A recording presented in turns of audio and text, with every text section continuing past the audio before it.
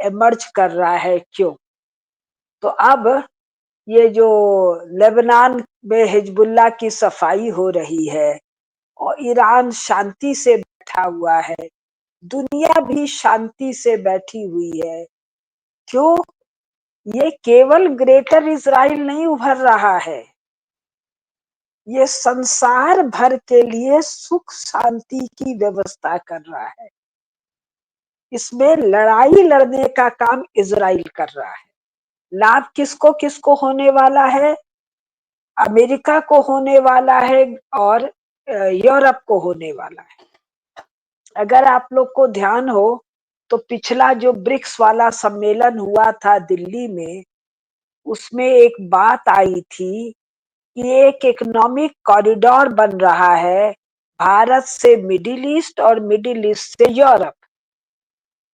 और इसके मेरी समझ से ये बात दिसंबर वगैरह में थी, और अक्टूबर में ही हमास वालों ने इजराइल में जाके वो जो अत्यंत बीभत्स और बर्बर कांड किया था 7 अक्टूबर को, वो उसी कॉरिडोर को, कई प्रयोजन थे लेकिन उस कॉरिडोर वाले मामले को पोस्टपोन करने के लिए, ध्वस्त करने के लिए, रद्द करने के लिए ये हमास वाला काम हुआ था। तो अब जो मोटी मोटी बात समझने की है, ये जो कुकुरमुत्ते जैसे देश उभरे मिडिल ईस्ट में, ये सब के सब आर्बिट्रेरी स्टेट्स थे। नेशन तो कोई है ही नहीं, राष्ट्र का तो सवाल ही नहीं है। स्टेट है, और स्टेट इन्होंने स्वयं नहीं बनाए, इनके ऊपर थोपे गए इंग्लैंड और फ्रांस के द्वारा इंटर वॉर पीरियड में, यानी 1919 से 1939 के बीच में और कुछ 39 के बाद में। क्यों थोपे गए? यहाँ जो पेट्रोल निकला, अचानक उस पेट्रोल पर बहुत अधिक उसका उपयोग किया गया, यूरोप में भी अमेरिका में भी, एनर्जी सोर्स के रूप में। तो ये हुआ, जितने जहां कुएं मिल रहे हैं उसका एक स्टेट बनाओ, और उस स्टेट का मुखिया किसको बनाओ?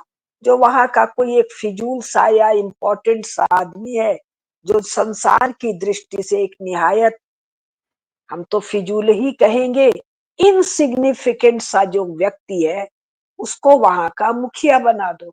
मैंने वो तीनों में बड़े डिटेल में बताया है, कहाँ से किसको उठा के बनाया, कैसे किया। अब ये लोग 73 में जाके पगला गए। कौन लोग? ये कुकुरमुत्ता स्टेट के मनमर्जी से बैठाए हुए शासक लोग, ये सब पगला गए।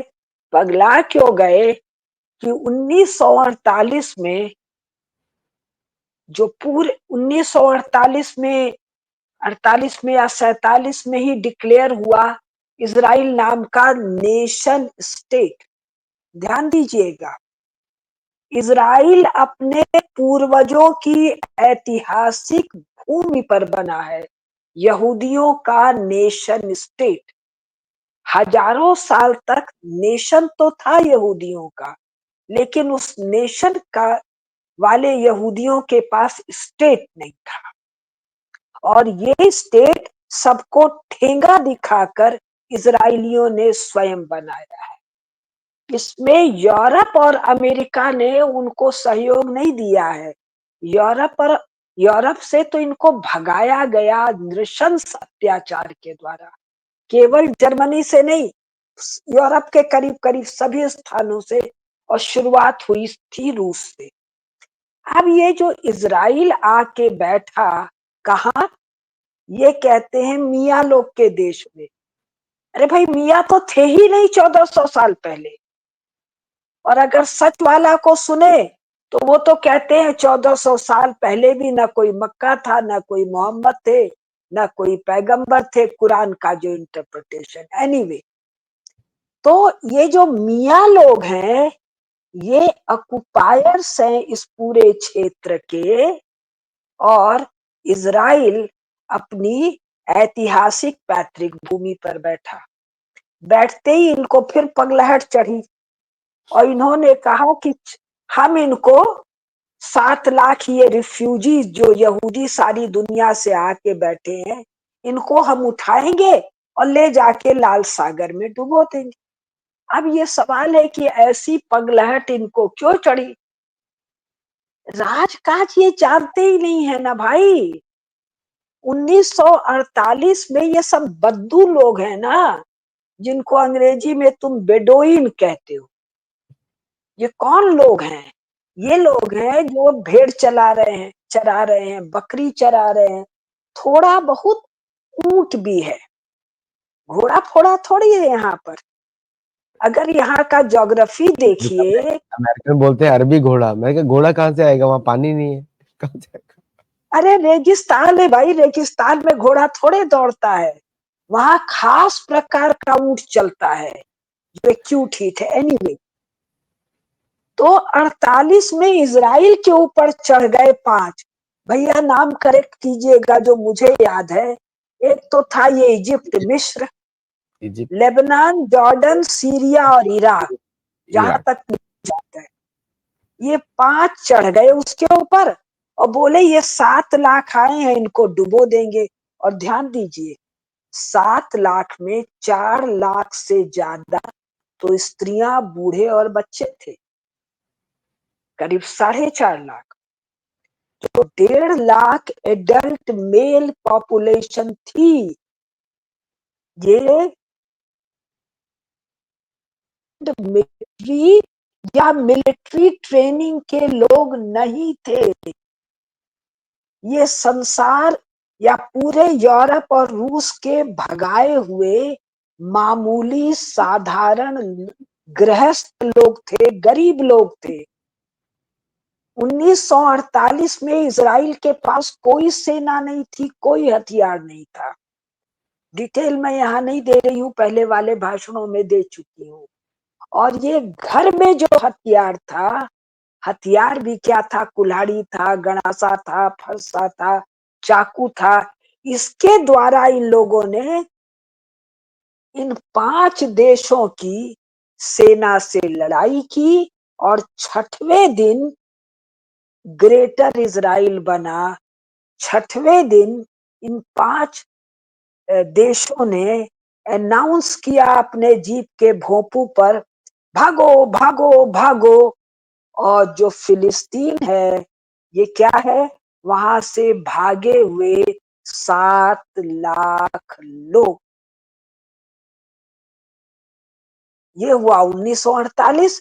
फिर 67 में लड़ाई हुई, फिर 73 में लड़ाई हुई, और तीनों लड़ाई में इजराइल फैलता चला गया, ग्रेटर इजराइल बनता चला गया। फिर 73 की लड़ाई के बाद क्या हुआ, मैंने विस्तार से बताया है।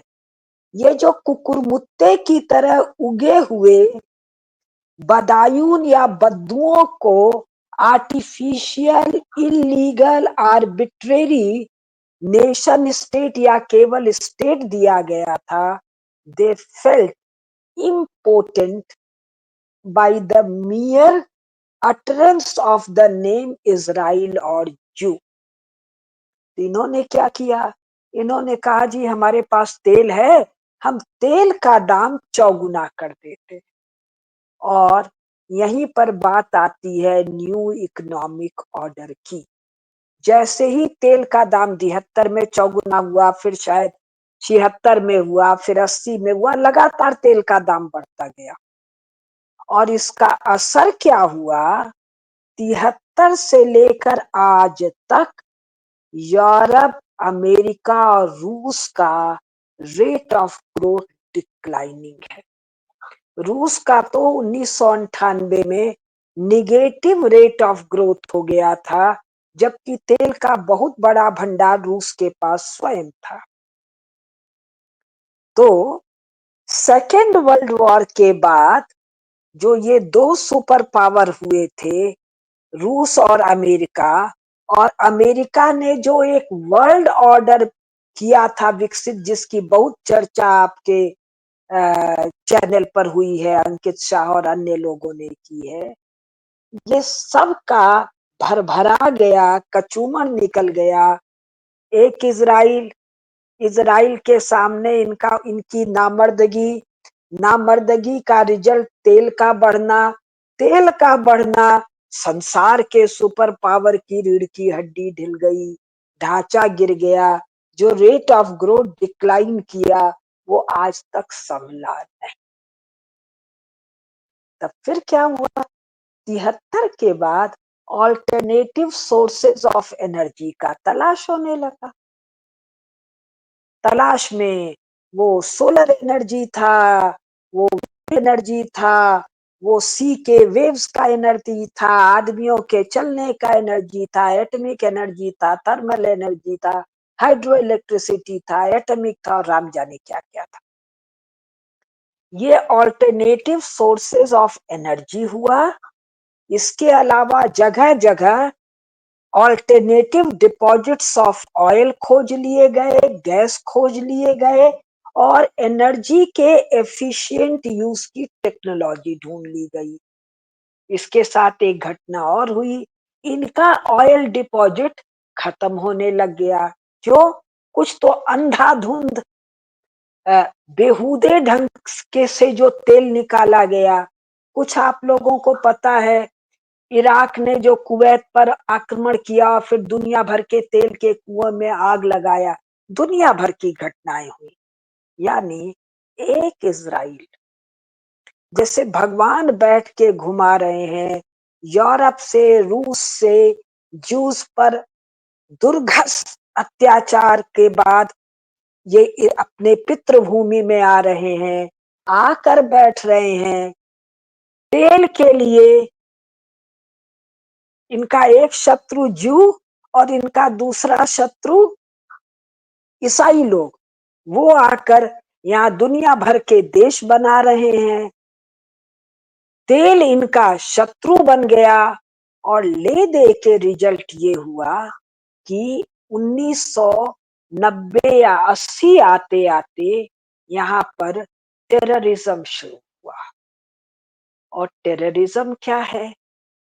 टेररिज्म है वेपन ऑफ वीक, कमजोर लोगों का हथियार।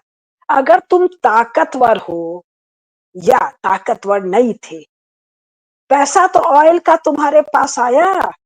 अगर अपने याद किए हुए इतिहास में तुमने कभी भी युद्ध रणनीति, राज्य कुछ टके भर का भी जाने होते, तो हथियार खरीद के उसी पैसे से सेना बनाए होते, और अमेरिका से लड़ने के लिए तुमको कोई अलकायदा, कोई हिजबुल्ला, और पता नहीं कितने सारे नाम है, कोई हुती, कोई हमास, कोई पीएलओ, दुनिया भर के इनके क्या है।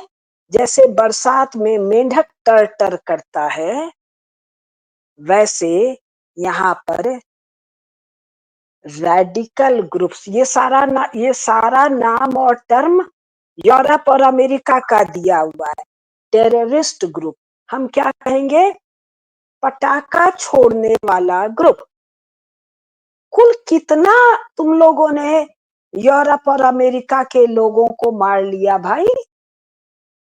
73 से लेके आज तक 50 साल। या तुम्हारा झगड़ा शुरू हुआ 1948-47 से, 47 से लेके अब तक 70-80 साल। एक घटना नहीं है कि मिडिल ईस्ट की आर्मी ने अमेरिका से या यूरोप से एक भी युद्ध किया। उल्टे कथा ये है कि अमेरिका की जब सेना उतरती है, कभी इराक को सीधा करने के लिए कुवैत वाले मामले में, कभी ईरान को सीधा करने के लिए, तो यही सब खड़े होके अपने उम्मा बिरादर के खिलाफ काफिर यूएसए और यूरोपियन पावर्स का, मिलिट्री का ये साथ देते हैं। इसका बहुत डिटेल मैंने अपने उन 6 भाषण में पुस्तकों की सहायता से दिया है। अब क्या हो रहा है, एक घटना और बता दूं। 79 में, 80 जो मैंने कहा, 80 और 90, 79 में रशिया घुसता है अफगानिस्तान में क्यों घुसता है? ऑलमोस्ट लैंडलॉक्ड है। जो थोड़ा बहुत ओपनिंग है वो नॉर्थ में बर्फ से ठंडे जगह में है। तो इसको कहते हैं वार्म वाटर एक्सेस।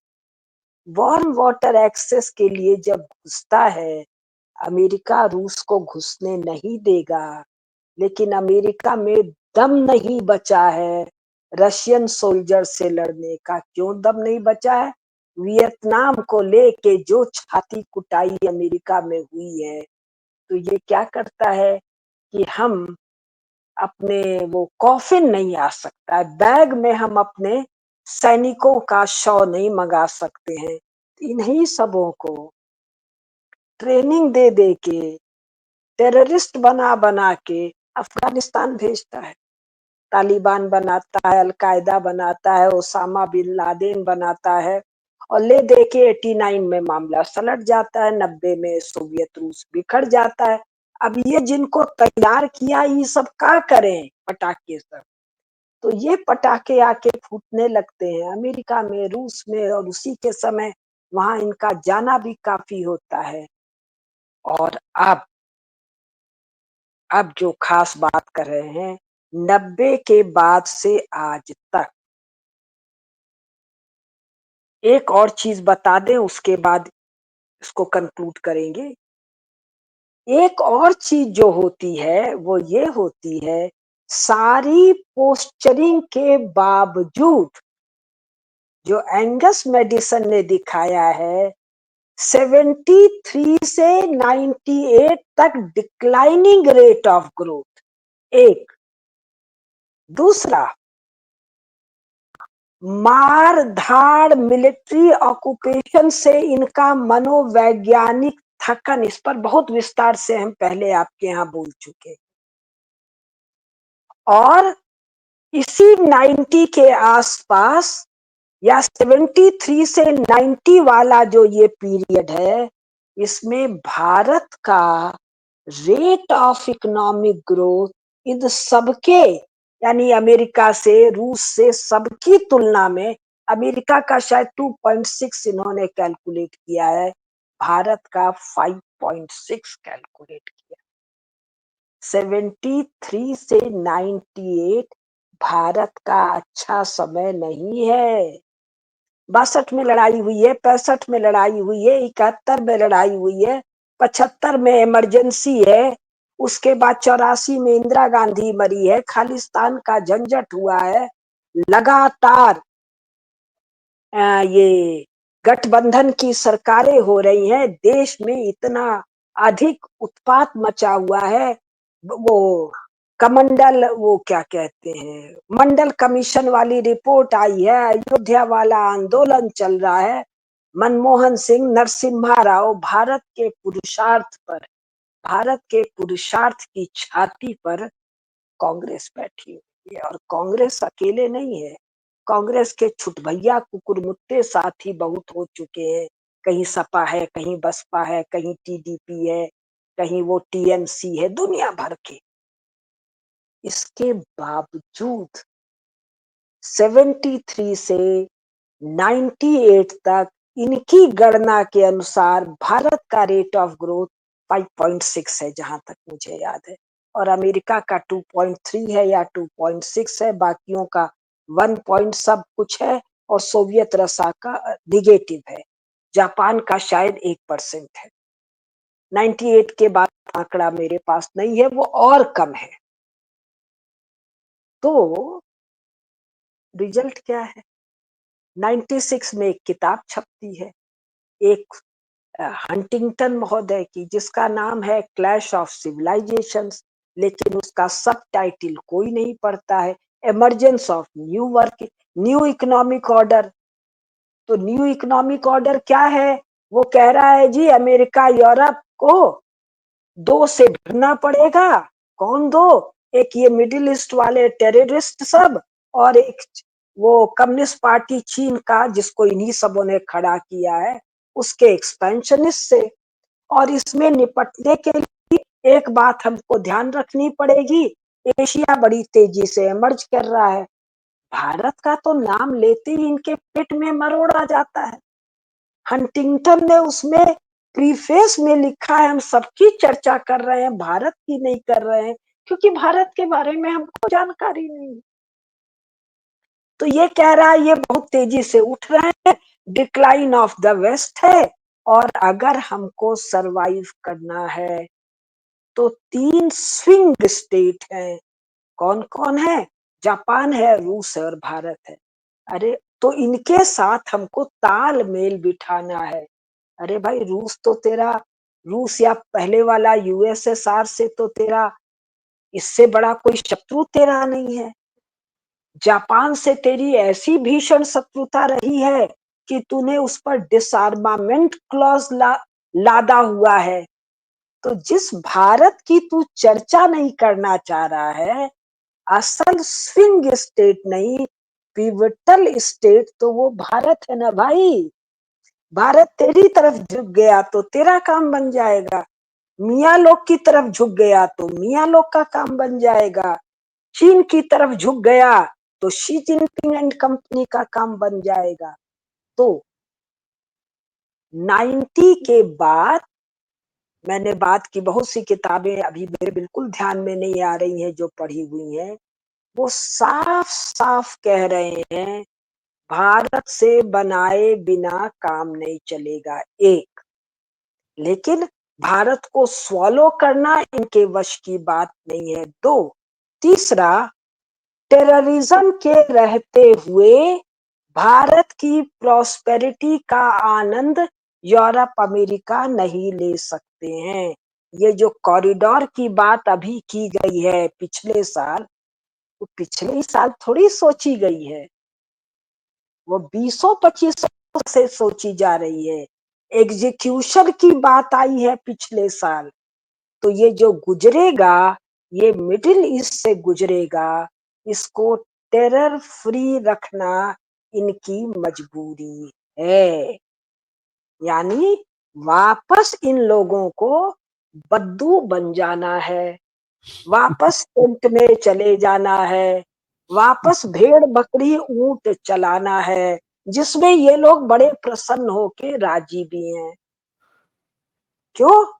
हमारी अपनी प्राचीन जीवन शैली, वो इंडेजेनियस कहते हैं ना भैया, बिजनेस। हमारी इंडिजिनस, हाँ जो भी, तो कॉमन। हमारी देशज जो परंपरा है, वो ग्लैमरस अरेबियन नाइट्स, पूरा का पूरा ऊंट भून देंगे, पूरा का पूरा भेड़ भून देंगे, और फिर बताएंगे पानी हम यहाँ से डालेंगे, यहाँ से धोएंगे, और वो धोने वोने का भी काफी डिटेल बताते हैं, किस हड्डी से और किस पत्थर से सफाई उफाई करेंगे। तो सब देशज तौर तरीकों में ये भी जाने को राजी बैठे हैं। झाड़ू मार के सफाई करने का काम यहूदियों को दिया हुआ है। यहूदी सब पुराने नेशन हैं। स्टेट 48 में बना, और 73 में इन सबों को अपनी औकात ये समझ में आई, नाम मत लो, वी फील इम्पोर्टेंट। तो हम 26 मिनट बोल चुके हैं, अपनी बात को हम रोक रहे हैं। सार कुल ये है, सब जगह लॉ एंड ऑर्डर, सब जगह शांति। तो जब भेड़ बकरी चराएंगे, मोटा मोटा नान बना के खाएंगे, तो शांति तो आनी है, शांति आ जाएगी। अब शांति लाने के लिए इजराइल वाले तैयार बैठे हैं कि जी हम शांति ला देते हैं, झाड़ू वाड़ू मार के साफ कर देते हैं। तो अमेरिका वाले भी उसी को सामान भेज देंगे, यूरोप वाले भी भेज देंगे, और मोदी जी और नेतान्याहू तो मित्र हैं। और यहूदी लोग तो भारत के गए हुए यादव लोग हैं। सुदर्शन टीवी पर जब चौहान जी ने ये प्रोग्राम कराया था, तो मैंने, पंकज जी ने पुस्तक दी थी, यादवास थ्रू द एजेज, उससे बताया हमारे यादव भाई हैं। तो सब लॉ, ऑर्डर, शांति, समृद्धि, सब सुख आ जाएगा ये सब जगह समतल हो जाएगा। जी, एक एक नमस्कार, इसमें एक और धन्यवाद। एक मैं अलग से एक पॉइंट भी ऐड करता हूँ इधर, जो काफ़ी लोगों जी, का कंसर्न भी है। ये जी। जो कॉरिडोर बन रहा है इंडिया, यूरोप